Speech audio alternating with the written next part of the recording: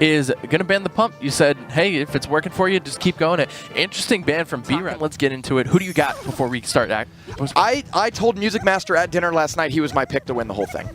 All right, then I'll go with B-Rad. Fair enough. You wouldn't be crazy. We'll play devil's advocate. No. So B-Rad does come out with a Miner here, so could be Miner Poison versus maybe Siege. If it is Siege, then I think this match is in favor of Tog.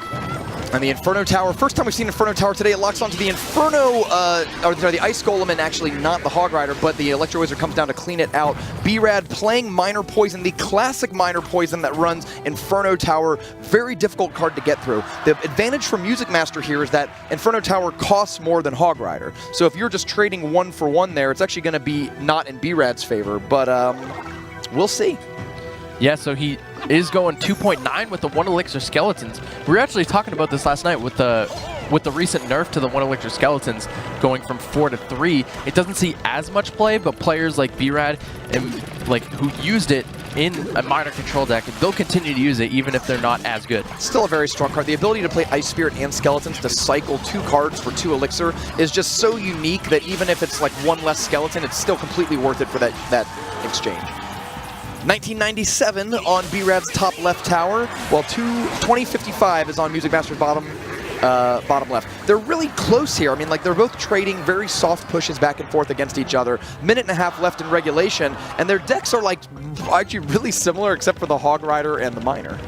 They're both playing, Electro Wizard. They're both playing Poison. They've got cheap little cycle troops to back it up. Bats, Skeletons, Yeah, the Poison, they're looking to use a Poison onto the Electro Wizard to make sure it doesn't get too much value. It'll still get a little bit of value, but an aggressive Poison coming here from Music Master, trying to get this Hog Rider through, and it's got a decent amount of health. The Mega Minion's going to come in as well, and Music Master getting a very successful push. E-Wiz comes down, but it's not going to be enough. That Hog is going to get another hit in. And that is 1 log away. And that tower is done for because a single log will take it out. Music Master still playing the Hog deck. He literally just subbed out, I think, the Inferno Dragon for Electro Wizard. Yeah, played the same deck. Yeah. Hey, buddy, I've seen a lot of these games before. So this log will probably take it out, and then now it's on B-Rad to somehow take down that 1500 health tower. Now, Music Master is doing a smart move with the Hog Rider to keep the pressure on. Even if B-Rad takes that tower, if you can get a huge damage lead on that right side, you are that much closer to winning a 2-1 game if that's what it comes down to. Yep, B-Rad only has 20 seconds remaining. He's trying to cycle as fast as possible, and I've seen B-Rad come back from some pretty insane matches, but not in 20 seconds.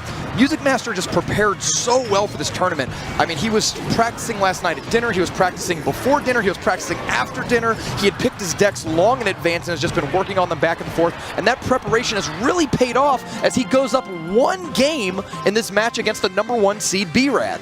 Yeah, and even though B-Rad actually, I think would make him the favorite at wrapping up this tournament and becoming champion. The winner of this match secures their spot in London. That's very true. So we are just potentially 1 or 2 games away from declaring the first North American spot in the World Finals this coming December in London.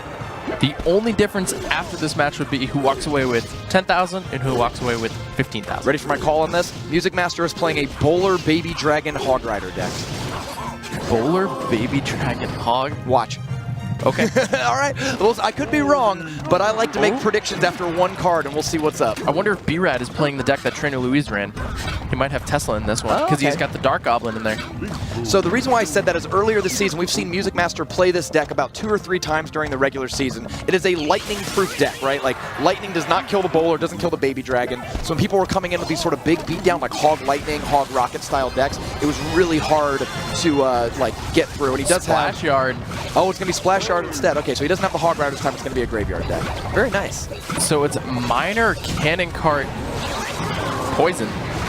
Cannon Cart does fall on the right-hand side. Bowler, you can see Music Master who's like, ball didn't hit the tower. Oh, no, yeah, the Bowler didn't actually hit there. So that was a really big push for Music Master, and B-Rad still has the damage lead after it's all said and done. Really even elixir between these two. I'm interested to see what the last card in B-Rad's deck is. The last card in Music Master's deck is a Tornado, which will be used to pull together any sort of big pushes together. However, I don't see too many cards in B-Rad's deck that you would actually pull all together, right? It's a pretty light deck. There's not big tanks with all sorts of stuff behind it. The only thing I could think of is pulling the Dark Goblin in front of the tower. I can see that. That's about it. Or maybe pulling the Cannon Cart further away, before it turns in. Cannon Cart's an interesting card. It likes to roll in this little cannon form. When the shield goes down, when its little health bar goes to 0, it turns into just a regular cannon building. So it basically has 2 lives there. The big trick with Cannon Cart is you need to kill it and turn it into a static building outside the range of your tower. If it rolls all the way up to the tower range, it does an insane amount of damage. Oh, this Dark Goblin's going to get a lot of damage. The log comes in. The Dark Goblin has barely any health. It got about 15 shots on that tower. The Miner was holding the aggro of the tower and the defenders, allowing that sliver of health Dark Goblin to get about 4 or 5 dart shots onto it, and that presents a huge damage lead for B-Rad, who's looking to tie this match up. He's hardly taken any damage on either of his towers. I mean, really, the poisons are the only damage that are getting through, and yet he has taken his opponent's tower down to triple digits. Yeah, and Dark Goblin is just so good against Graveyard, especially since the skeletons spawning on the outside. There won't be any skeletons that spawn right next to the tower. They'll be spawning in around the outer rim and allows the Dark Goblin to just pick them off one by one. And it's just a matter of time till this tower goes down. That's 1 poison. He needs a 2nd poison in order to finish off, and it's just a matter of time because he's played 1, 2, 3, 4. I think the next poison comes out here, or maybe 1 more card. There it is. There boom. it is. Boom. And B-Rad's going to tie it up 1-1 in dominating fashion. Just shows it is not going to be that easy to make it to London. I remember this game secures their spot in London. Woo, and the loser of this match will have to go down and battle McHugh for the remaining spot. We might even see a rematch between these two in the pure final, sort of depending on how it shakes out in the lower bracket. Yeah, McHugh or Winks in the lower bracket. Correct. So B-Rad, Miner's already out, so sticking with the Miner control deck, that's what he's known for. I mean, he's played... Someone asked him the other day, they did an interview with all the top players from North America. Somebody asked, how many hours of Miner Poison have you played? He said over 500 hours with this one deck alone. So it doesn't matter what you're playing, he's played against it. Like, he knows what you're doing, right? And he's placed top 10 ladder 2 or 3 times with Miner control. Right, and top 8 a bunch of times in the spring qualification week. He qualified, I think, on day 1 or 2 of fall season, just very early on. He grabbed his spots. I'm really impressed by his dedication to this deck, and he's hoping that all of that pays dividends today. Yeah, it's just amazing to see how B-Rad plays this deck. If you want to learn how to play a great Miner control deck, this is the match to watch and take notes on, because B-Rad is one of the best in the world, if not the best in the world, with Miner control. It looks like Music Master is playing the exact same deck again. He's got the Electro Wizard in place of the Inferno Dragon, but otherwise still playing that Mega Knight Hog Rider deck. Now, if he wants to do something different, I think a key change he could make is trying to block the Miner with Mega Knight. It's really expensive, but I also think that it sets you up for a really good counterattack. He's got Tesla Tower, but Tesla Tower is not nearly as scary as like Inferno Tower. So you might have an opportunity to like squish the Miner with the Mega Knight and then counterattack from there. Yeah, interesting that he played Ewiz at the bridge, like that far ahead, but he knows what he's doing. Everything lined up really well. The Dark Goblin's going to walk into the log. Boom! Taken out, but unfortunately it is already too late for the Hog Rider. Still though, the Electro Wizard could get in some damage. Instead, B-Rad is forced to react, and look at the elixir disparity between these players. Whoa, Music Master might have an opportunity to do some serious damage right now. He is pretty far ahead. Yeah, Music Master's going to get ready to build up a push. He's looking to cycle right now. Cannon Cart comes down for B-Rad here. Hog Rider is going to go in on the opposite lane. Tesla's going to come down, pull the Hog. Poison gets the Tesla Tower and Cannon Cart, but I don't think the Poison will be able to take down the Cannon Cart, but the Mega Minion will be able to. There instead is the Poison taking out the bats. A lot of damage gets down there. Oops comes out for Music Master. He didn't catch the Miner Poison onto the tower. That was a lot of damage for B-Rad. B-Rad might just be a couple pushes away from going to London. And now the first Mega Knight comes out, but it didn't actually defend against anything, which is a little challenging here, because I think what you want to do is you want to squish the Miner and focus. Instead, he's going to turn it onto the Electro Wizard here. Poison's going to come down and take care of the Electro Wizard, but the Hog Rider is right behind it. The Dark Goblin's just out of range. A log is going to come through and take out the Dark Goblin and the Princess. That is a Hog Rider free to hit the Tesla Tower. It's down. It's coming onto the tower. 1 swing. 2 swings.